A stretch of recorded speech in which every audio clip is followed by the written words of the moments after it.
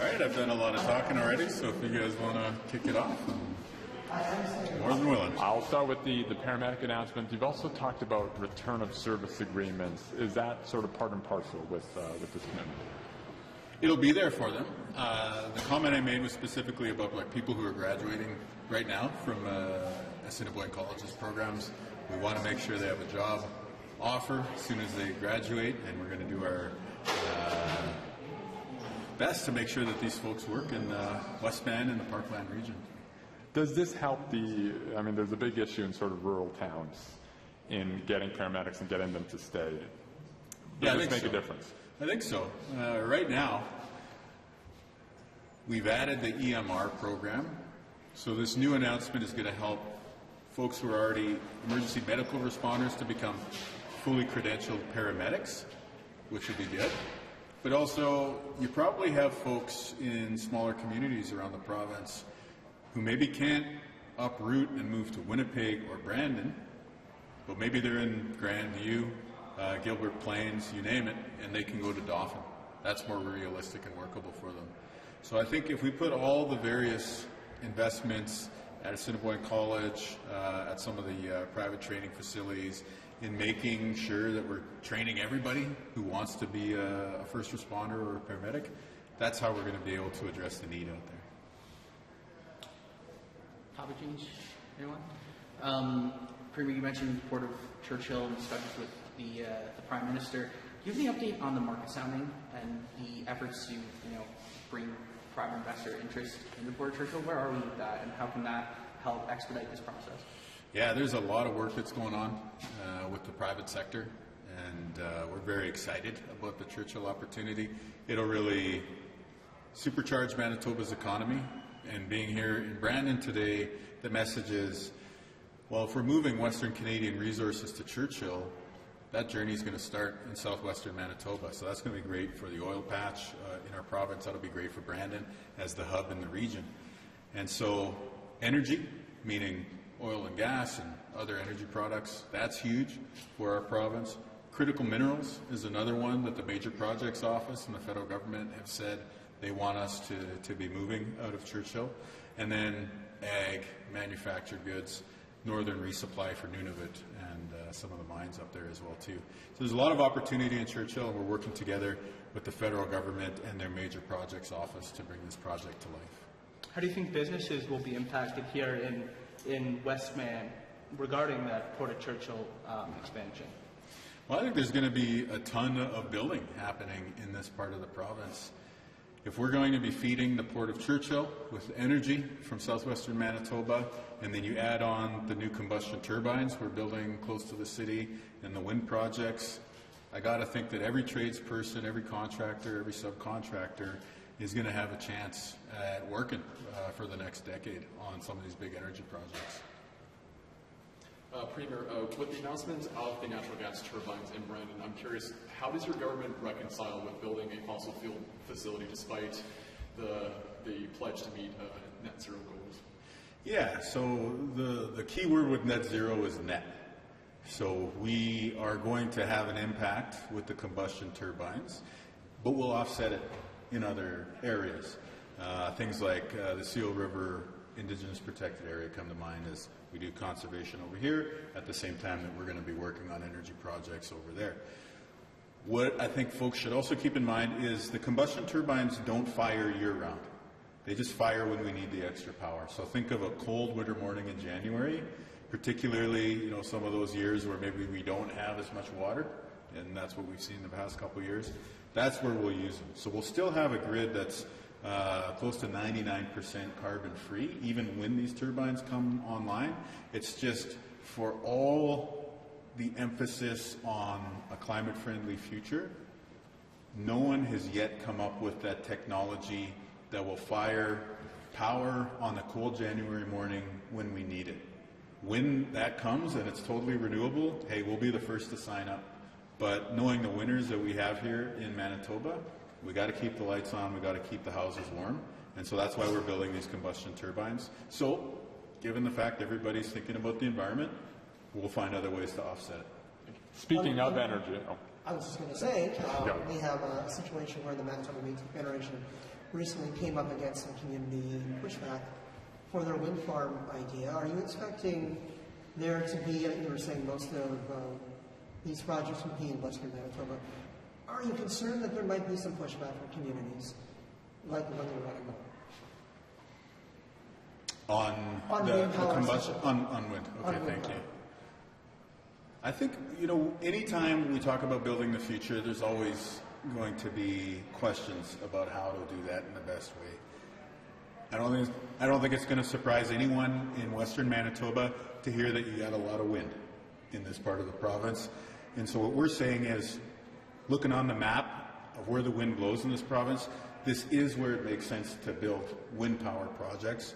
A lot of people want the environmental advantage of having wind power, so we want to build that out as part of our climate and energy future.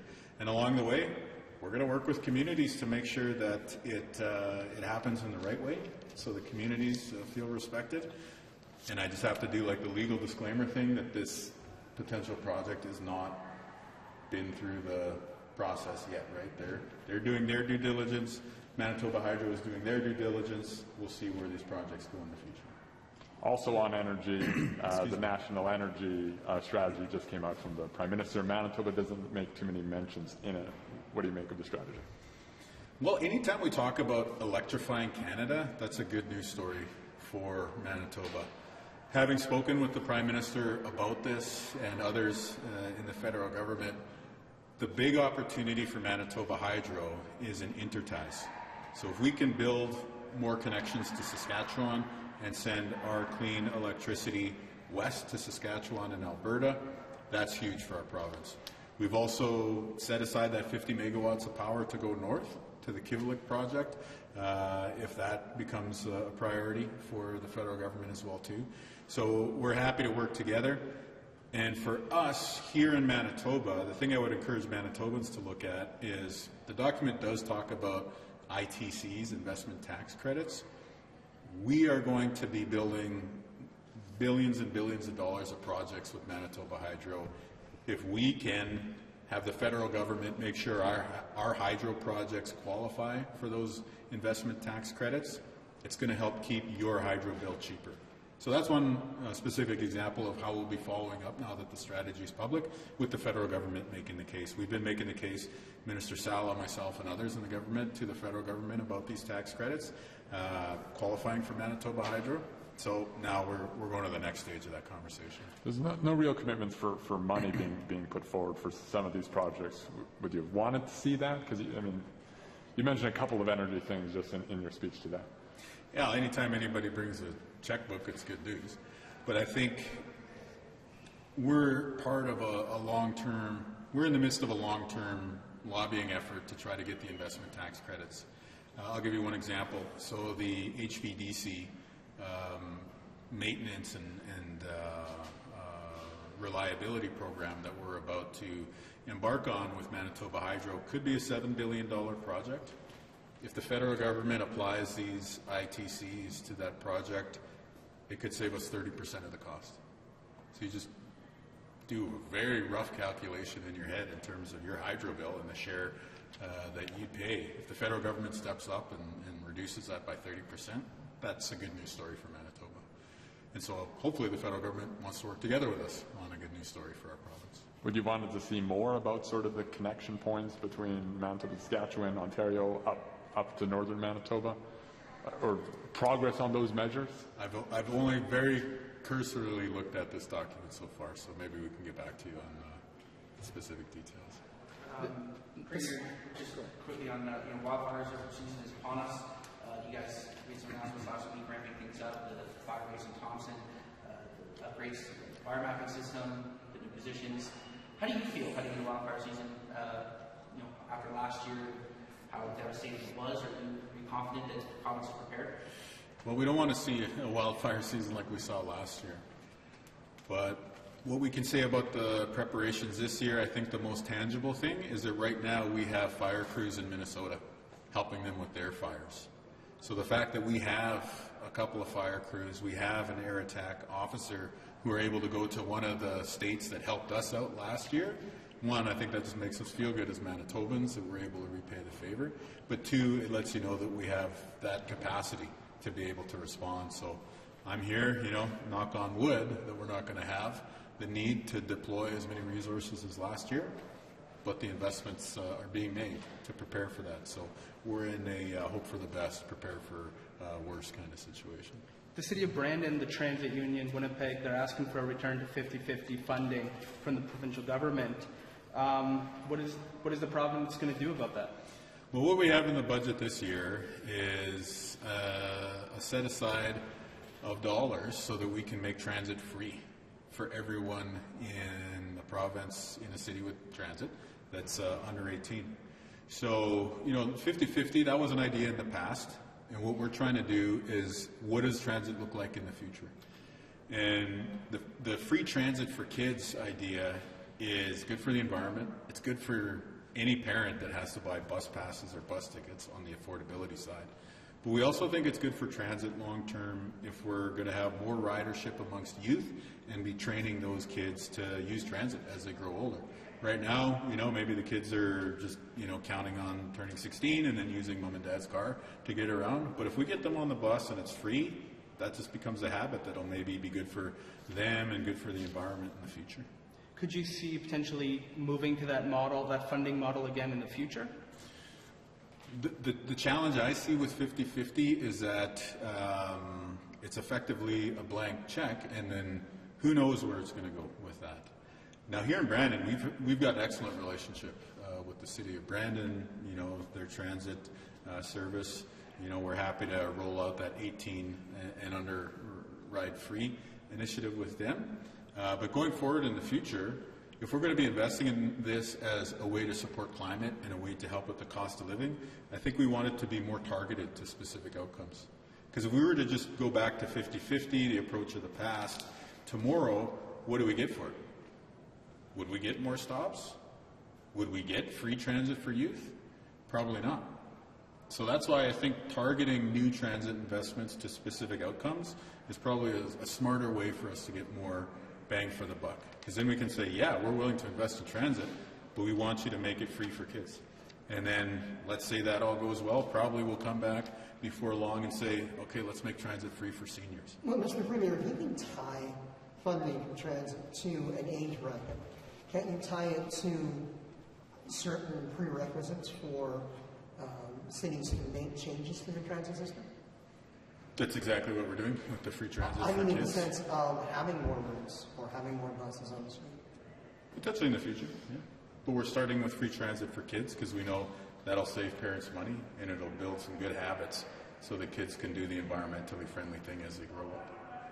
Why is it okay to give a blank check for municipalities to do what they will, but you won't give a blank check for transit to do what they will? Well, when we come into office, we're starting with the deck that we've been dealt, which included municipal funding and did not include 50-50 transit. And so here we are, starting from that position going forward and saying, all right, there's a big need for transit. Folks on the more green side of the spectrum want transit. There's an affordability opportunity. How do we put that together? Free transit for kids. The NDP government restored 50-50 funding in 2007 before it was cut again by the PCs in 2017. What's the different this time? Well, we came into office, this is the new era. That was almost 20 years ago you were talking about, right? But it was in 2022 that Mr. Sala, and before that yourself, had called upon the PCs to restore it. No, we said to stop cutting it. So, anyway, the point is, that was the past, that was then, this is now. And so, yeah, I think we have to be smart about the investments we make in the future. So again, when you deal with any of these issues in isolation, it's easy to get worked up. And why not 50-50? And like, why is it only transit? You know what I mean? Like, hey, we're doing an awesome thing here. We're making transit free for kids. We also have the lowest deficit in the country of any province. And so it's easy to take a shot at, the transit policy or this and that here. But when we make a budget, it's about everything together. So what does this budget this year do? Free transit for kids. No tax on groceries. Big investments in infrastructure. Big investments in healthcare. And the lowest deficit in all of Canada. Sounds like a good deal to me. On a lighter note, Premier, with the CFL training camp just started, how do you feel about the Blue Bombers' chances of getting back to the Cup this year? Well, I like your Bombers hat, first of all. And yeah, I mean, I just want to respect my role and not jinx anything right now. But yeah, go Bombers. We love the Blue Bombers. There's some flooding in parts of the parkland right now. Some of the municipalities there are saying that regulations in Manitoba and Saskatchewan are a little different, and water's flowing into the province, into their municipalities, stronger than it can keep going past their municipalities. What is the province doing to kind of, work with Saskatchewan and try and help those municipalities that are being hit? I was driving over the bridge on 18th Street and noting how high the Assiniboine River is right now here in Brandon. And it reminded me of covering the flood here as a reporter in 2011 when I think the bank was built up even higher and the floodwater was right there. Anyway, why I mention that is that was the exact question that was being asked at that time, is what's happening with all this water coming downstream at us from Saskatchewan. So this is a long-standing issue that needs to get addressed, and we'll just work on this the same way we do on every issue, which is by working together, working with the municipalities and working with other provinces too. What do you mean work together? What does that look like with specifically with Saskatchewan province? Well, it probably means the municipal and northern relations minister here in Manitoba, working both with the municipal leaders and his counterpart, but also environment and climate change and some of the other departments like MTI, transportation and infrastructure. Boats are back on the lake in Clear Lake. What do you think of that? Yeah, I love Clear Lake. Time was when I first started dating my wife, and she lived in Dauphin. Clear Lake is where we would go for date night in the summertime. So it's a beautiful gem that everybody in the province should get to enjoy. Nobody wants to see zebras, but given the hand that's been dealt, finding this path forward for boaters to start being active there again, I think is it's not bad, all things considered. Any other questions? Premier, I apologize if you commented on this, but Silo Mission recently announced they're making their cuts and they're downsizing and layoffs due to funding issues. Does that concern you in your Way Home program? Yeah, we fund Salome and many other frontline organizations that work with homeless people in our province. And anytime you see somebody who's suffering, your heart goes out to them, and then you want the helpers who are there to do well as well too. So yeah, there's definitely concern, but at the same time I know the donors, our government officials who work in this space, the broader community, I think they're going to rally around Salome and push things back into a more positive footing. By-election, the Pot-Kamisak. When will that be? No plans to announce a by-election today. Any? Not today, but will it be near? Well, my great friend here and I, we had a legendary discussion about by-election not quite a year ago, so we might have to come back in the summertime and we can stage that again. Okay. I just have some questions in Francais, if we may, for my colleagues in Northern Canada. For sure. Just on the paramedic announcement, what difference will this make? Mais il y a un grand besoin dans les communautés rurales et surtout, on a vu un grand intérêt de beaucoup de monde, mais peut-être ils n'ont pas la capacité de déménager à Brandon ou à Winnipeg. Alors, livrer ces services dans des communautés comme Dauphin et puis les autres dans l'avenir, on leur livre cette éducation chez eux. Et je pense que ça, c'est une autre approche qui va réussir à soutenir les communautés rurales au Manitoba.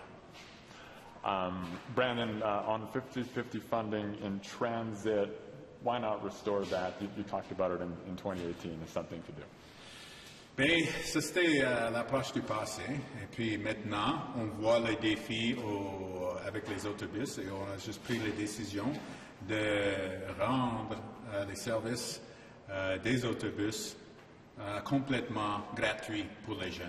Alors, nous sommes vraiment excités avec cette annonce et puis nous espérons que ça va appuyer les jeunes, leurs familles, d'avoir une vie plus abordable, mais au même temps, créer des consommateurs du transit pour toute leur vie après ça. And you might be attending the Moosehide event, I think, a little later in the city. Why is it important for men to support this cause? Moosehide Day of Action is... In Frontenac. Oh, okay.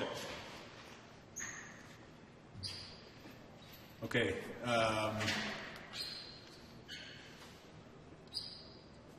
Cette journée d'action pour la campagne Moosehide est très importante parce que les hommes et puis les garçons ont une responsabilité pour essayer de guérir ce qu'on voit avec les violences chez les familles, mais aussi de partager un message positif. Et oui, on voit que c'était lancé par un homme et puis sa fille. Et jusqu'à maintenant, jusqu'à la journée présente, on voit que ça c'est toujours une politique au niveau des familles. Et je pense que oui, les gouvernements doivent prendre de l'action, les polices, les organismes dans la communauté, mais aussi quand on voit des familles et des individus qui prennent des étapes comme celui-ci, ça nous donne beaucoup d'espoir. Et en anglais, how do you turn that awareness into sustainable action?